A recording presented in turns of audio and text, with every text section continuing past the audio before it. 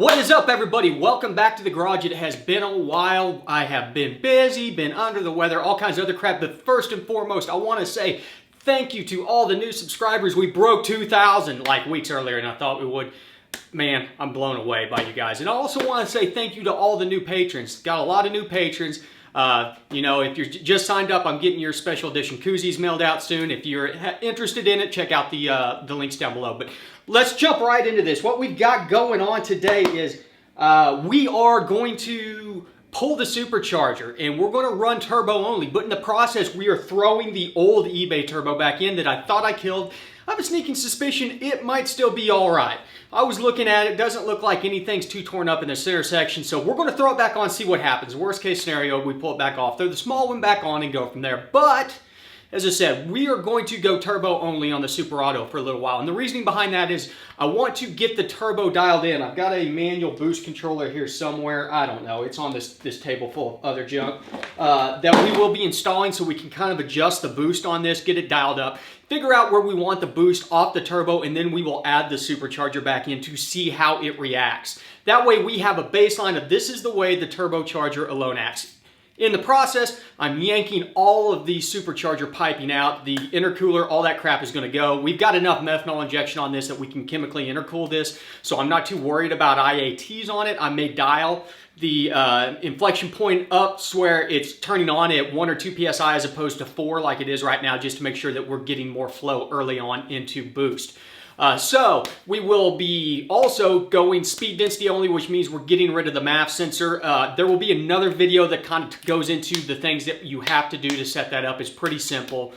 But we'll also have another video coming up here soon that is specifically on setting up a speed density table for boost from scratch, because I'm basically going to start over, use the stock fueling with the adjusted MAP sensor, because I'm running a 2 or 3 bar on this. I can't remember off the top of my head, probably a 3 bar. But nonetheless, I will show you kind of how to get ready for boost based on like this is how much boost you're planning on running, how you get your map dialed in and set up to start tuning for the boost. That way you have safe fueling in place. So keep your eyes peeled on the tuning series in the coming week or so.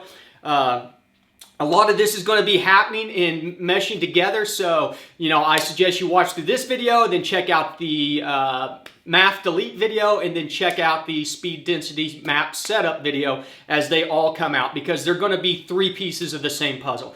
But for now, let's just dive in. Let's get the supercharger pulled. Let's get all the top work done and out of the way. That way we can jack up the truck and get all the bottom work done. Get all the ducting out of there. We're going to cut out at least 8 foot worth of ducting, my guess, 7 to 8 foot worth of ducting, intake ducting on there, and a piece of crap intercooler that I don't think was doing anything anyways, but leaking. I noticed that there were some leaks where it's probably hit something at some point in time a couple times because my truck sat so low and it was a bottom mount. So that being said, stick around.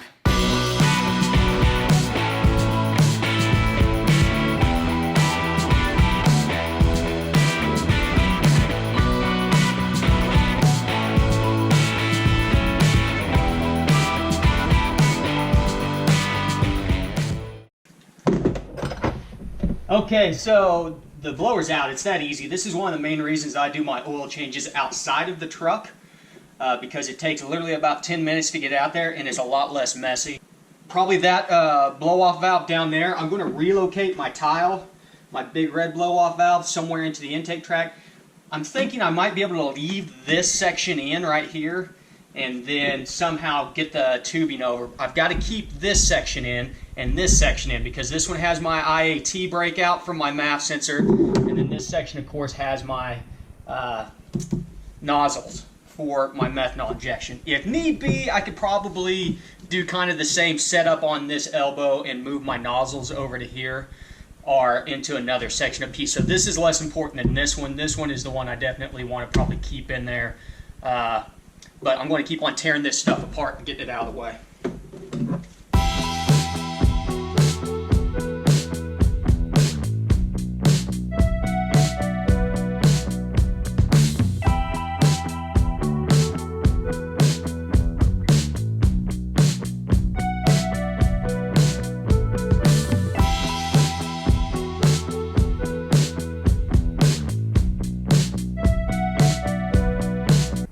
Okay, the camera shut off in the middle of that for some reason, but we got it done. Ended up getting both the blow-off valve and the methanol injection piped in here. Got rid of all this stuff, kind of zip-tied everything up out of the way. I need to throw the belt on, the factory-size belt on.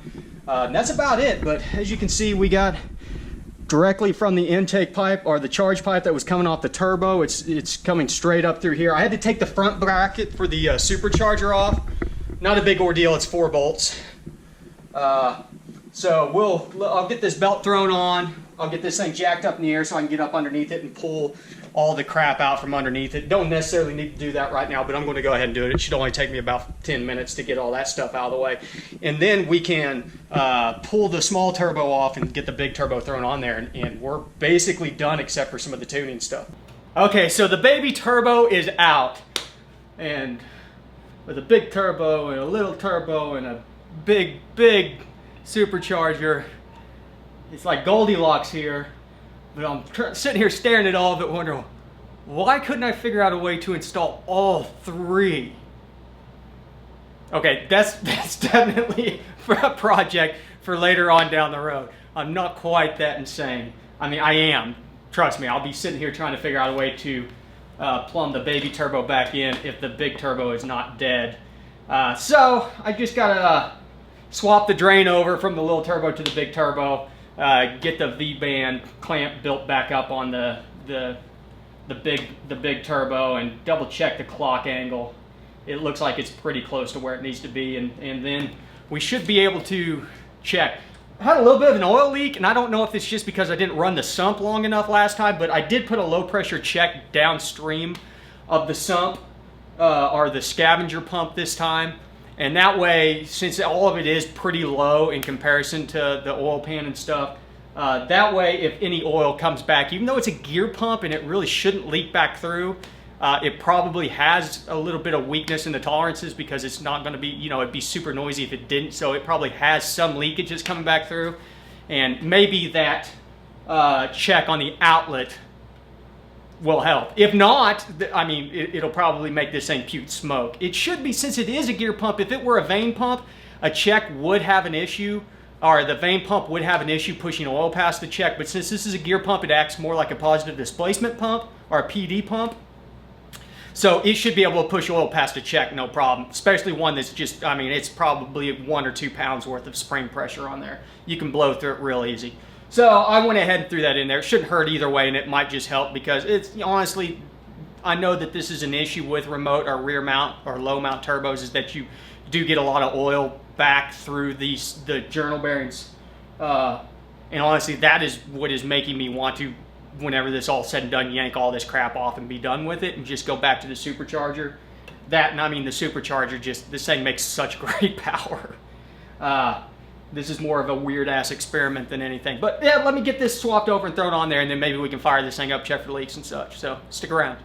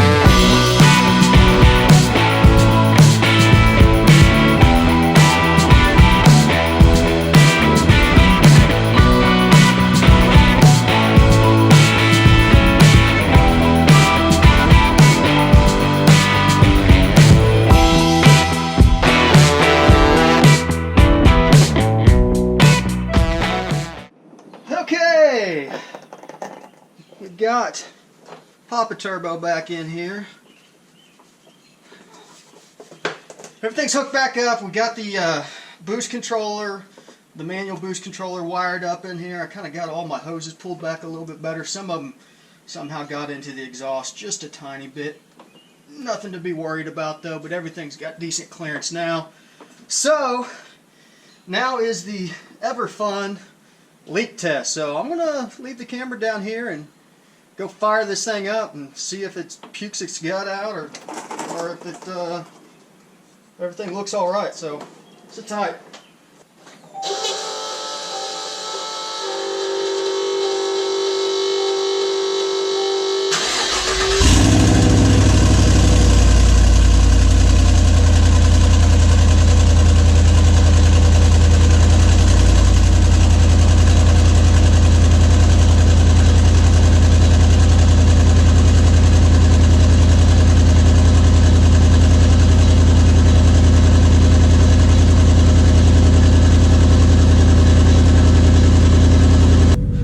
Hey everybody, we totally got rained out last night after getting the single turbo on there, getting the supercharger off in the intercooler. Like literally was getting ready to pull it out of the garage, and it started raining and storming very bad. So this is the next day. I've got some limited edition koozies to drop off in the mail real quick for the patrons. If you were interested in joining, get your own limited edition koozie, hit the link up down below. And then after that, we're going to take the smoke monster down the road. I'm not sure if it's just me, but the scavenging pump is super loud all of a sudden. And it may be because I put a check valve in there downstream of it. So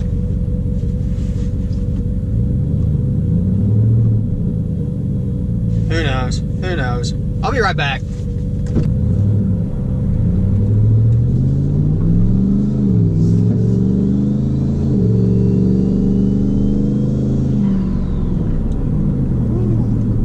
Well, it definitely doesn't get into boost quite as quick as the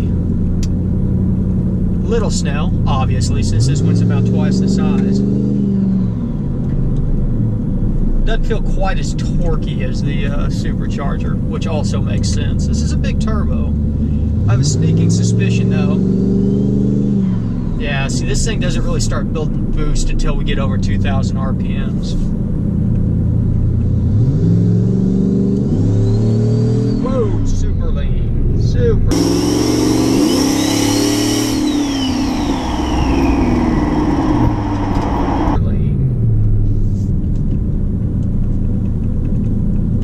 Doesn't seem to be smoking though, so no smoke monster right now.